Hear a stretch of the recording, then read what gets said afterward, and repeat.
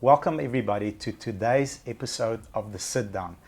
I am trying my very best just to hold myself back and stay seated in this chair. So I'll try and do this sitting down, and for the first time ever I'm going to read off this tablet because the level of superstar rock star that we have in the studio today is just, we are so blessed to have you. Welcome to our show, and it's Deirdre King. Thank you. So I'm going to start with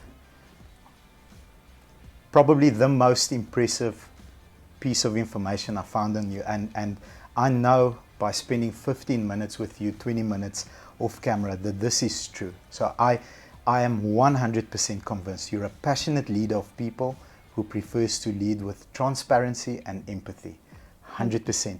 An integrated marketer and communication specialist who has founded an extremely successful agency called Purple Apricot that has served companies like Edutain Distribution, Steers, KFC and Microsoft. A strategic planner heading up a marketing and communication agency for Africa for the Walt Disney Company, innovating within multiple lines of brands with Disney, including Disney, Pixar, Marvel and Star Wars. That's Disney that we're speaking about here. Business Unit Director for Joe Public United, Jet Retail, which is one of SA's major fashion retailer. Yeah. Nando South Africa General Manager of Brand Experience, IMA, so it's India, Middle East and Africa. This is where some of the best adverts in the world were created, and with speed and absolute accuracy. I mean, that was just phenomenal.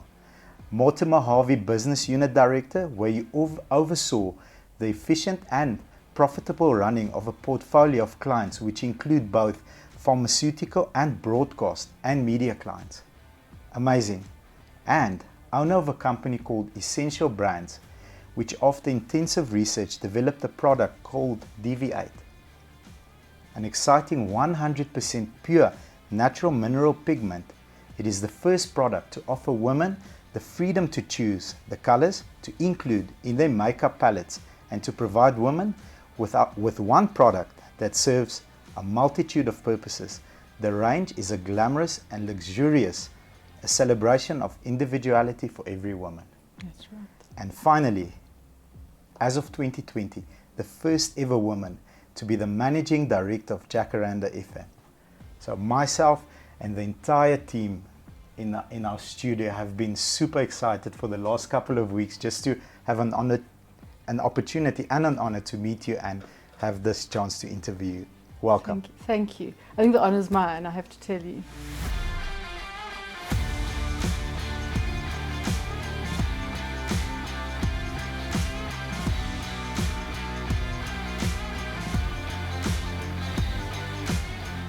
Thank you very much for agreeing to do this, and I can't wait. I know we're going to dive in your past, in some of the experiences that you've had, and we're going to learn a lot from the landmines that you've stepped in and some of the cool people that you've had a chance to work with. Are you ready? Are you ready? I'm ready, man. I'm going to go on a Walt Disney ride here. Let's go. Okay, so we have the most impressive CV that I've ever seen. You are a force of nature. I can feel the energy. It's intense. But if I have to snap my finger and allow the 17-year-old version of you to walk into this room, like, who are you at 17? What are your priorities? What are you thinking about? What's important to you at the age of 17? What an interesting question. I don't think I've ever been asked that. Correct. Because when you're 17, it's all about like parties and boys, right? Let's be honest. So in that order. Probably. So I think, and also it was a wild time when I was 17. It was the 80s. So it was a wild place, this country. There Yes. were big changes happening. It was 1985. I think it was around then. So there was a lot happening in the country. I definitely it was matric. I was thinking about what I was going to go and study. I wanted to study art. My dad said, absolutely not. You're going to go and get a real degree. Because of course art's not a real degree. So, and I think he was probably a little bit nervous of me going to a Wits University or a UCT. So he made me go to Pretoria University and go study law. Law. That's a real degree, not art. No, it's a real degree, apparently. So we can imagine his horror when he realized that I wasn't going to do this law thing and go into a very creative line. So yeah, so I think those were the things that we were thinking about when we were 17. I mean, if she had to walk in here now, I think she would be absolutely surprised and probably really impressed with this life that I ended up having. Absolutely, I fully agree, and that's just a message to. We've got a large variety of audiences that watches our sit downs, but majority is young people, and as a young person, you are lost. It's normal. It's okay. We all at one stage didn't know what to do and were confused. So thank goodness you are one of the people that also felt the same way. So yeah, I think as well that I think on that though, I think it's okay in your life you're going to be confused, and in your life you can change your careers. You only have to look at my CV to see how often I've done a change and a turnaround, and that's okay. I think it's just about having courage and having a good moral compass and just following that. Absolutely. So don't worry about being confused. I think I'm still a bit confused. So am I. By Correct. the way, I'm very confused. Exactly right. So I think it's okay for people to be confused. Beautiful. And from a confused 17-year-old girl, how do you navigate into starting off a career in creative content marketing? How does that journey start? What did you study, if you don't mind sharing? And how do you end up in today's position? It's amazing. It is. I mean, I suppose a quick whistle stop. I mean, I went to go and study law. I was working a couple of jobs. Finished the law degree? No, so during my degree, I was working a few jobs. Okay. I was in retail, working at the jewelry counter at Edgar's, Nice. at Centurion. It wasn't even called Centurion Mall in those days. And I then got a job as a receptionist at the Irene Film Laboratories, which was the only motion picture laboratories in the Southern Hemisphere.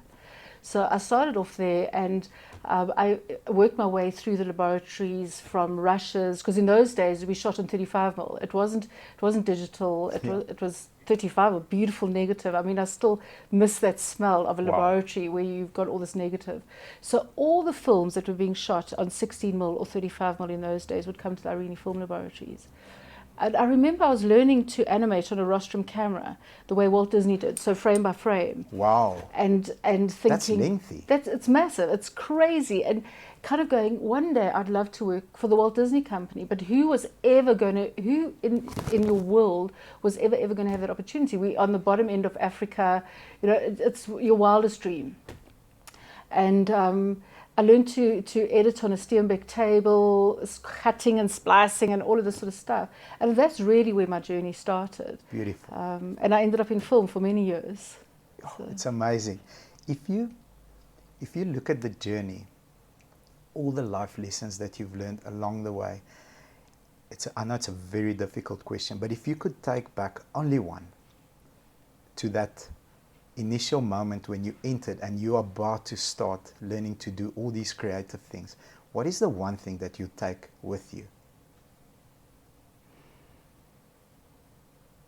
I'm not sure I'm understanding your question. So I think my answer would be, the thing that I would take with me is that I think you have to have courage. Like you have to have courage. You just do it. What's the worst that's going to happen? Nothing. Just give it your best try. Yeah. Beautiful. And mistakes aren't mistakes. Yes. They're growth. They're growth, yes. So, courage. So we shot an episode 2 nights ago, and it was titled, "If you're going to lose in an area of your life, don't lose the lesson." Absolutely. You take that punch, and then you remember, okay, this is where the mistake was made. Let's go forward. Absolutely. Yeah. Beautiful. So it takes a village to raise a child. If you could say there are 3 people that influenced you the most in your life, who and how? So definitely my mum and dad, but I'm going to count them as one. Okay. So my mum and dad, I think, well, they're amazing people. They definitely made sure that our moral compasses were really strong. They're both incredible business people themselves. They put everything they could into their family, into their careers and all that. So certainly my mum and dad. From a political aspect, I would certainly say Nelson Mandela. He definitely had the sense of forgiveness, and I think that's something we all need to learn. And I learned a lot from his leadership. Beautiful. And then more recently at Nando's, I had the privilege of working with people like Robbie Brosen, who is one of the founders of Nando's, and for me, a maverick. He's an innovative thinker. He can make me tired, but he really makes you think, and he's not scared. He definitely has courage, and he gets involved in things, because I think it is about us as South Africans to really get involved. Yeah. And I would say that they've probably had the most influence on my life. Awesome. Amazing. I know it's not a subject that I love to touch on, but we are in the middle, hopefully towards the tail end of COVID. I'm going to share what COVID taught me, and perhaps you can share with our audience what you learned out of this. So we were a very day-to-day dealership. We did it conventionally. Boom, COVID came. What do we do now? How do we reach out? How do we communicate? So what we did is we analyzed each and every process, went and improved, made as much of our journey as possible in a digital format, and came out stronger, faster. We did a lot better. What was your lesson that you took out of COVID? I think for me, COVID was certainly the opportunity for us to innovate, much like you did. So certainly at Jacaranda, we did exactly the same thing. We were the first radio station to stream a live concert. A live concert? Live concert. So the concert was live, but we had to stream it because obviously people couldn't get together. Of course. And we had massive engagement on that.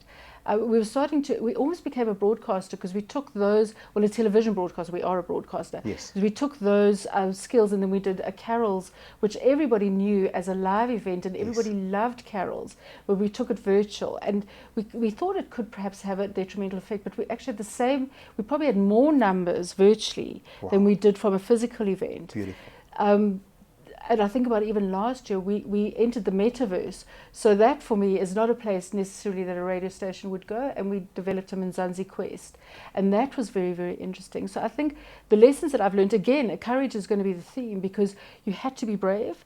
Because whether you're a leader or whether you're somebody that works in an organization, none of us knew what we were doing. No. Not even the leaders of the business. Agreed. So, and you had to admit that. And you had to work together, I think, and kind of find the solutions. So I think, COVID taught me a lot. COVID also taught me as a leader to show vulnerability every now and again, because that's what COVID definitely made us all. It equaled us all. Agreed. Yeah. 100%. And I think the audience needs to be brought into context that you took over Jacaranda as the COVID pandemic happened and as Level 5 was announced. And you were like, I have to lead this company that I've never been involved in radio on a planet that never existed until yesterday. So how did you work with your team? When did you get to meet Martin, for example? So I know it's crazy. If I think back, it almost paralyzes me, because you just have to put one foot in front of the other. Courage. Absolutely. And I remember starting my first day, and I had this new computer, and I met all the Jacaranda staff on a screen, and it was a black screen, because people were still switching cameras off, and yes. So that's actually the first time I met Martin, was on a screen, and he did ask me a really interesting question. So he stood out to me. I physically met Martin and my leadership team probably about 60, 70 days later. So I had been running this. I was sitting in my dining room. I ran Jacaranda from my dining room for 9 months. Unbelievable. It was wild. But it was cool, and it was interesting, and it pushed us to our limits. In terms of working hours and work ethic, how did COVID affect you? Because we worked double the hours. We literally, from the time that we woke up until the time that we fell asleep, was it a similar dynamic? So interestingly enough, I'm quite strict about my personal time. Okay. And so it was something that I certainly, Awesome. I definitely drove in, certainly with my leadership team at Jacaranda. So even I try to employ tactics for myself, because when we work in a real world, in the old real world, we would sort of prep ourselves in the drive to the office. Yes. For the day. Yes. And then you would It's a transitional period. Yes. And then you would get to the office and you would work, and then you would get in your car and wind down before your evening started. Yes. So I try to employ kind of those sort of things. So in the mornings, I would go walk in my garden and try and see that as my drive. And same in the afternoon. In the afternoon, we weren't allowed to walk around. I live in a complex of 16 houses. Okay. And if you remember at the beginning, we weren't allowed to be No, out. no. So no, I was like, this is not going to happen. So I put a roster together for everybody in our complex, and I allocated like 45 minutes to each house that nobody else was allowed in the complex, and that was your time. If you missed Awesome. it, you couldn't walk. Amazing. So I used those sort of opportunities, or an evening bath with a glass of wine, to try and cut off my work time into my home time. Have that transition, center yourself, and go over into a different mindset, because the mindsets are different. When it's home time, it's home time. When it's work time, you are on the go. Beautiful. I love that. Thank you very much. I'm gonna deploy that as from Absolutely. today. It's fun, because I think also we become numb to stuff. So if people are phoning you until 8, 9, 10 o'clock at night, when there's a crisis, they're By not all means. responding. So I think we have to become better as businesses and as leaders to stop that, to get people to understand that you're actually more effective. Like, I believe in mindfulness. When you're at the when you're working, you must be mindfully working. Yes. And then when you're at home, you must be mindfully at home. And so when your phone rings because someone from the office is phoning you, it's a crisis and you'll respond correctly. Yes. But if they're phoning you every 5 minutes, it's noise. Agree. Wow. So I think everybody needs to rewind about 30, 40 seconds and watch this again. When somebody phones you, it should be a crisis, not noise. So there needs to be a actual barrier. So we have to be disciplined, that we're only phoning people that work for us, or people that or who we work for real reasons, Yes. not for something that can actually for wait noise. until 8 o'clock. Not I mean, for I even had some people were saying to me, I work better at night. So I was saying, that's great. But then when you then time your emails that they all only leave at 8 o'clock in the morning, because it's distracting if Yes. these emails keep coming through to somebody, say me or whoever, that doesn't like working at night. Now you're actually impacting on their personal That's time. fair. So we try to get those kind of habits in place. Beautiful. As a leader, this is a question not from our team, this is a question from me. As a leader, I want you to give your opinion of success in 3 areas of a person's journey. Area 1, we call them greenies. So we have a cadetship program that takes young kids. We take about between 15 and 17 every quarter. We bring them into a cadetship program, and for 3 months we train them. So, looking at work ethic, looking at enthusiasm, there's a couple of areas that we push the young people, and we love taking people that don't have a formal education, and most of the people have not finished matric. So I like to pour petrol on the fire that I can see, like I've got a chip on my shoulder. I want to prove to the world that I can become someone. So in your opinion, what is the gauge for success on somebody starting? And then the second part of the question, somebody that's got experience in a field, what is the barometer for success in that area? And as a leader, how do you grade a successful leader in your point of view, from your eyesight? That's such a tough question, because I'm I sorry. think no. I think sorry. success is such a personal thing. Yes. And I think we're so busy trying to give medals and prizes to try and normalize what success is. But It's success different. is actually different for everyone. Agree. So, because sometimes the greenie, just actually getting up in the morning and getting to the course and showing up, we don't know what it took for them to get there. So that could be just the fact that they're showing up could be a success. Beautiful. So, and as a leader, I think, I don't know, I think for me, if I were to, at the end of my life, go, was I a successful leader, how would I measure that? For me, it's about that I can hand on heart say, I've at least changed one person's life. Awesome. So it's that. So I think success should be it should be a personal measure. Awesome. I Beautiful. think society that puts measures and stuff puts unfair pressure. Because success at the point of your life where you are gauging it is different. In your journey as a greenie towards the middle and as a leader, it's all different, and it's all what success for me is perhaps a total failure for someone else, because I work 18 hours a day. But that's success for me because it drives me. but someone else can say, you totally failed, you missed the whole plot. Awesome, thank you. I loved your answer. Thank you very much. So I'm gonna read the question, and I'm gonna attempt to answer my own question, because I've spent enough time with you now, and you tell me if I get it right or wrong. So what is your biggest passion and hobby? And I'm going to use one word, and that's people. Absolutely. Am I correct? You are. My hobbies are slightly different though, but your passion is absolutely. So it's weird though, because I don't like the human race.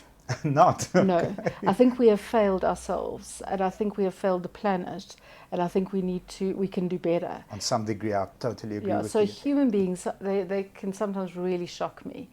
But I think people are my passion, because it's about how can we just, like, it's important for me to know that we've made good changes, positive changes. How have we changed, positive impact on people, so that they can positively impact the planet and positively impact others. Society, all those things, because I think as a human race we're failing. Yeah, I agree with you. So it's like, I know it's like a weird answer, because people are my passion, but the human race, But my hobby, I go to art classes. Art classes? Yes. Awesome. So my hobby is starting to be a painter. I would love to see some of your work. I'll show you one later. Thank you very much. Thank you. And then the team's favorite question. So we speak of landmines, and I'm going to give you a landmine that I've stepped into, and it nearly blew my whole body away. Luckily it didn't, so there's a piece of me left. We're growing our business, our company is moving faster and faster, and it's almost, I'm anxious the whole time. I've got this fear of like losing the ends, and we're getting to 80 people, 90 people. I've got this mental block that says, if we go over 100 people, I don't have the ability to lead 100 people. That's 100 humans. And a landmine that I step on is I bottleneck my business, make all the difficult decisions come through me. Indeed, that increases my temper, and I become an aggro leader. So I'm responsive, and I'm just reactive instead of planning and allowing other people to help me. Eventually, luckily, once I step on it, I seek help. I actively seek help from a friend of mine that's been interviewed here. Jacques Versace is actually in our studio, and he teaches me a trick that says, you are three things: a leader, enabler, and kind. What are the three things that are important to you? So I deploy that immediately. I change the whole company. We grow to 230 people, and it's a fun environment to be in. But in the process, I unfortunately lose such great talent, and so many passionate, driven people are repelled by that. And that's my landmine I wanted to share with you. If you can perhaps share one or two of yours that we can all learn from. So I think it's interesting. I think most leaders' growth is the same landmine. I remember in my 30s when I was running my agency, because there's the pressure, right? When it's your own business, it's a different pressure. And I am a perfectionist, and I like things done a certain way. And all that. I remember my mom one day saying to me, "You get more bees with honey. Just relax and breathe." And so that's kind of where I started to learn to breathe and be a more empathetic leader. I wasn't an empathetic. Like now, if you were to say to people that work for me or have worked for me in the last 10 years, and I would say I wasn't an empathetic leader, they would be shocked. But it's something I've had to work hard on. Yeah, to learn. And now it's become, yes, it is a learned skill. And now it has become part of my DNA, and I'm terribly grateful for that. Because sometimes even as a leader, you've got to still make some difficult decisions, which you could appear not to be an empathetic leader. So it's the balance that you have to find.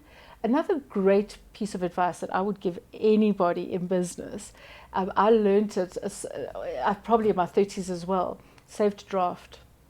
Okay. Save to draft. So I like, it's a trick I do. So if I'm really vuss with something or somebody and I'm typing up that email, I think it's really good to just bash it all out into the email. What's not good is sending it. Okay. What is good is saving it to draft and coming back 2 or 3 hours later and rereading it as if you're the recipient. Ooh. And then rewriting it. Ooh. Save it to draft and then go read it and send it. But read it as you are the recipient. Wow. Yes. So another trick that I've learned over the years is crises in the motor industry, like any other industry. It's just guaranteed today. After our interview, I'm going to face 10. So another trick that Jock taught me is 90-second rule. So for 90 seconds, I'm going to get information. So I'm a sponge. Give me info. If I react negatively or want to bash at the other person, it's just ego. That's all it is. Absolutely. Yeah. Awesome. Thank you very much for sharing. So what is the best advice that you've ever received?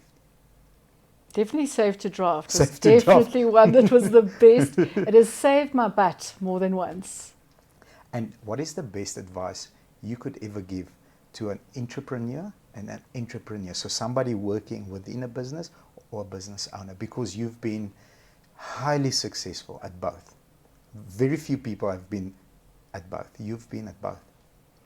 Find mentors and coaches, and don't be afraid to ask someone to be your mentor or coach, and be humble enough to take the learnings from them, because generally the mentors or coaches that you are selecting have probably gone through it. Yes. So I think it's about listening and not thinking or assuming you know the answer, because that's the reason you've gone to a mentor or coach. Yes. I can definitely say that my success in my career has been because people have mentored and coached me. And you don't have, I think the mistake that we sometimes make is, so this person's my mentor, my coach, and I've got to stick with them for long. No. I don't believe you do. And as you grow, you'll find different kind of coaches or mentors for different areas of your life. Beautiful. So yeah, find yourself a mentor or coach. So success leaves clues. And I've learned this a while ago. I see it as a person's temperature. So when it comes to my faith, I have a very close friend. His name is Quentin. His temperature is at 100 degrees when it comes to faith. When I get lost and I need a little bit of guidance, a 15-minute call. You know, I'm really struggling in this. Can you please give me your point of view? Boom. If my temperature is at 80 degrees, just by proximity and speaking to him, it goes up to at least 90. I'm where I need to be there. When it comes to income, I've got a friend he's so far ahead in terms of income, like I need binoculars to catch him. Every time I have a great month, then I think, wow, we are a rock star company. Let me center myself by calling him. And I tell him, this is how much money the company made this month. He's like, great. How do we double it? I'm like, geez, what a question. Wow. You're like, I'm tired. What do you mean? So his temperature pulls me up there. It's exactly what you said. In a field where you need help, seek help. Absolutely. From people that have done it. Yeah. Amazing.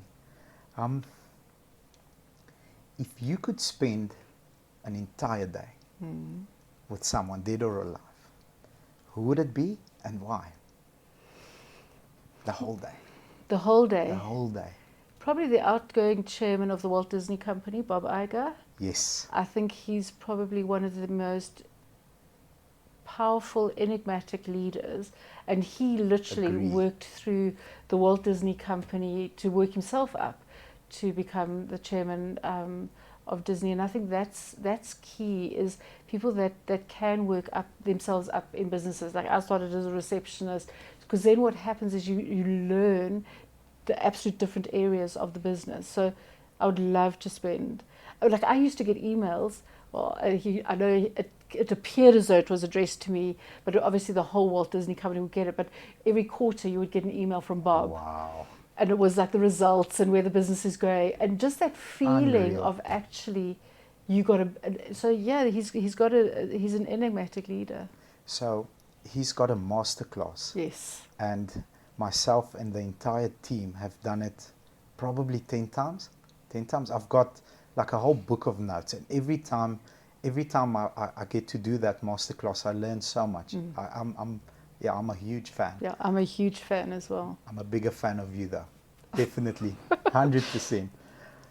You worked with a lot of phenomenal leaders, a lot of mavericks. You worked with dynamic people that are not afraid.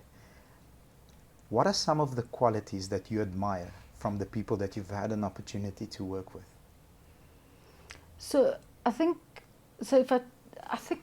the dynamic leaders that I've worked with, certainly humbleness. Humbleness.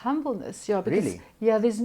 Yeah, it's interesting because, like, I certainly think egos are the size of mountains. Totally. So some of them do, and if you get what you need out of them, but they don't remain in your life.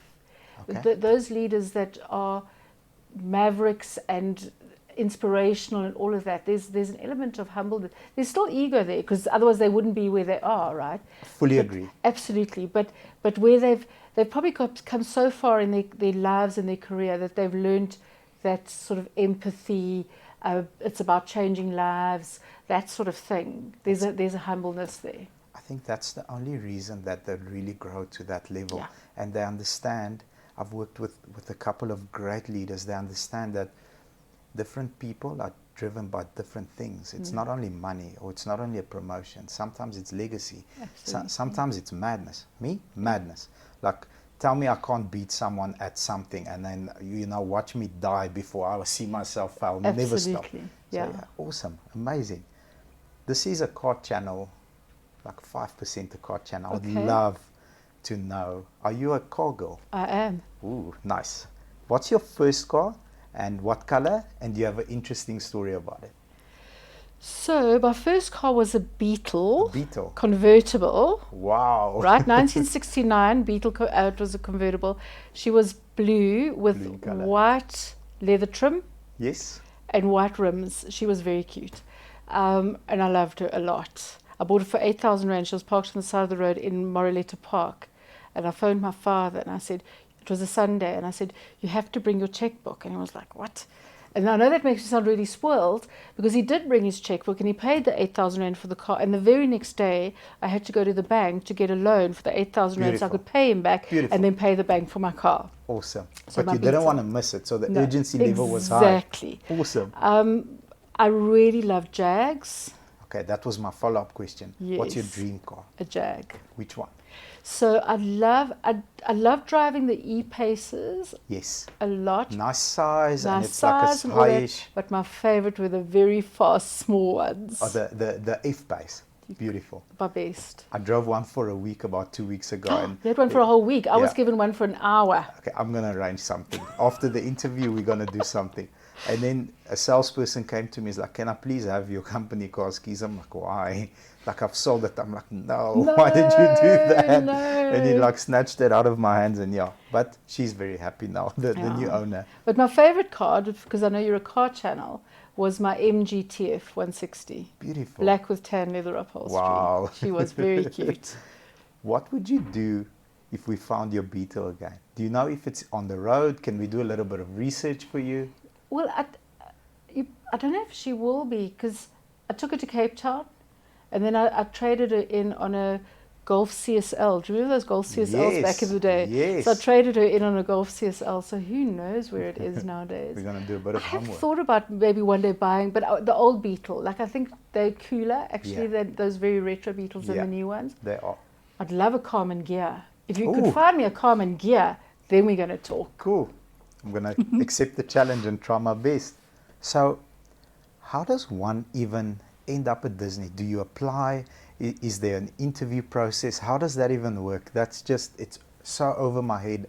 And if you don't mind, after expanding on that, could you share with us and the audience maybe one or two crazy stories, or like something that stood out in your career at Disney, if you don't mind? Absolutely. So interestingly enough, I never expected a call I got. I was at Joe Public, and I got a call to ask whether I'd like to come in for an interview with the Walt Disney Company. Wow. And I did think I was being pranked. I won't lie. I thought, okay, someone is pranking me, because it had been a dream. Where's the camera? Absolutely. And I'll never forget the day, actually, because it was snowing in Johannesburg.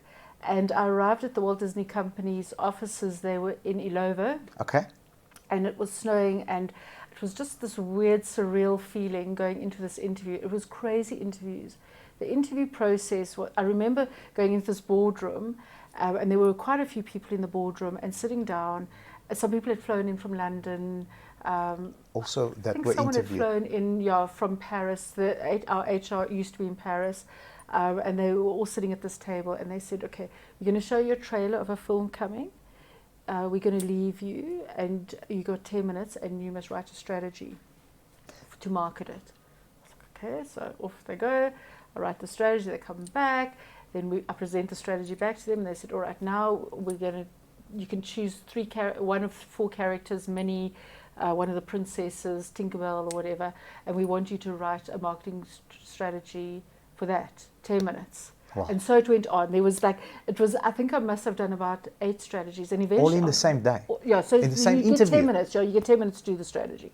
So I was like, eventually I was going, I'm never going to get this job, so I'm just going to have fun. Yeah. So I was having fun with the strategy, and I was like saying like huge things anyway.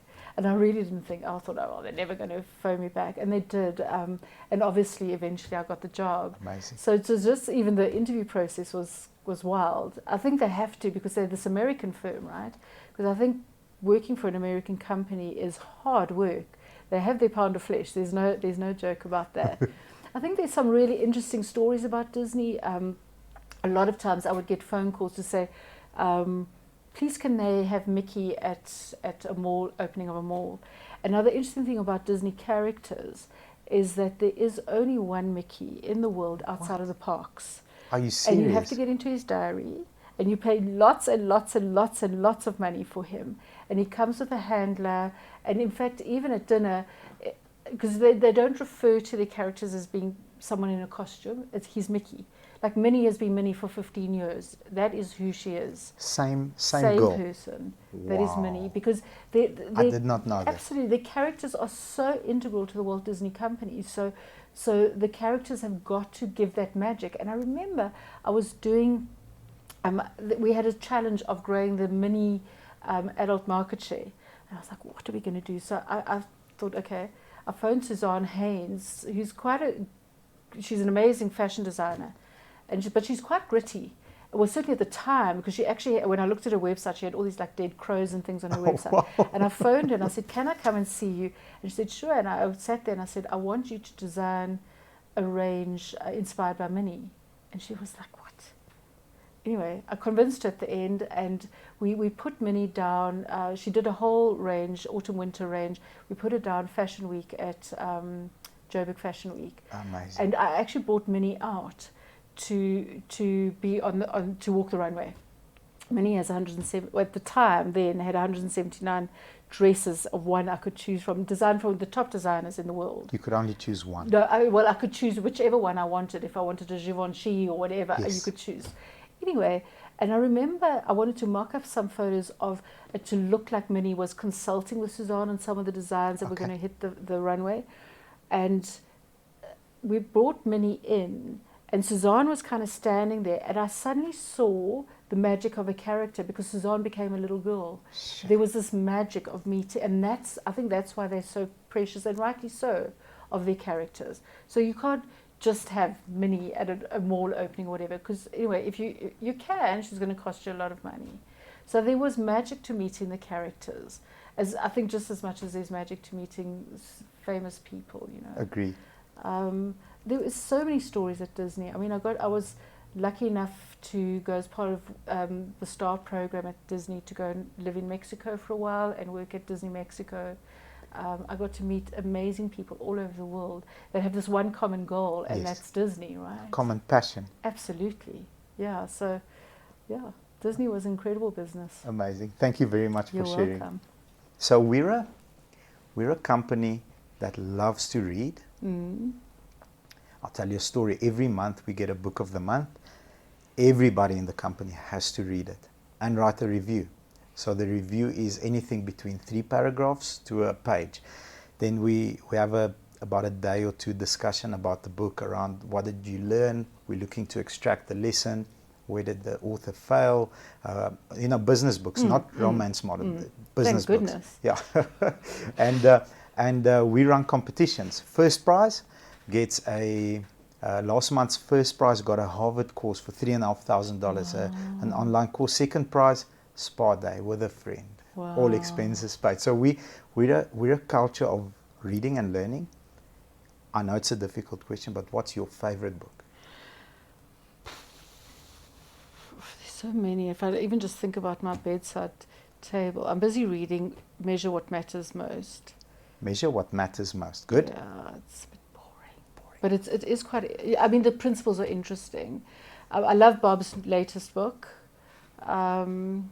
There's a book called Forget What You Think and Think the Opposite. Okay, That good. was very interesting. Yeah, Blink was a great book. Awesome. So we've got so many. I hope you like downloading them on I can Audible. send them to you. Yeah. I'll send you photos. Beautiful. We're going to Yeah. add them on the screen Yeah. as well. Awesome. Thank you very much. And lastly, like what's some of the achievements that you're proud of since you started in Jacaranda? You had no idea what radio was about. You came in and boom, boom. Like, where has the station grown from the point that you entered, and where's it going? What's your vision for the station? So- Without revealing too many secrets. I think Jacaranda's done really, really well. We've grown our Agreed. audience 40%. 40%. Yeah, our audience has grown 40%. In a time when we don't drive as much. Well done. Yes. What's also been interesting is a slight shift. So we've maintained our core audience, but there's been a slight shift in our audience. So we've shifted slightly younger, which is great, but having maintained our core. So that's quite tricky That's from a very brand difficult. to do. We launched a new visual language for Jacaranda. We won radio awards, so we won all the top radio awards last you year, did. which was amazing. I think what was really interesting, significantly, we were nominated in the Generation Next we didn't win, but we were nominated as coolest radio brand. That's And awesome. for Jacaranda, that was because it's Gen Next is 8 to 30-year-olds. Yes. And I read it by accident because I was expecting, Y would be there, 5 would be there. And then Yes. when I saw Jacaranda, that for me was quite significant. Amazing. Jack's just in a great space. And I think because they're great people. The people at Jack they love the brand, they are passionate, they're engaged, they want to make radio. That's what we want to do. We want to make radio. Beautiful. Deirdre, I have had so much fun in the last few minutes. Thank you. I've learned so much. I want to thank you very much for your time, for coming here, for sharing your story, and for adding so much value into people's lives. Thank you very, Thank very you. much. What a pleasure. The It was honor's awesome. mine. Thank Thank you. you.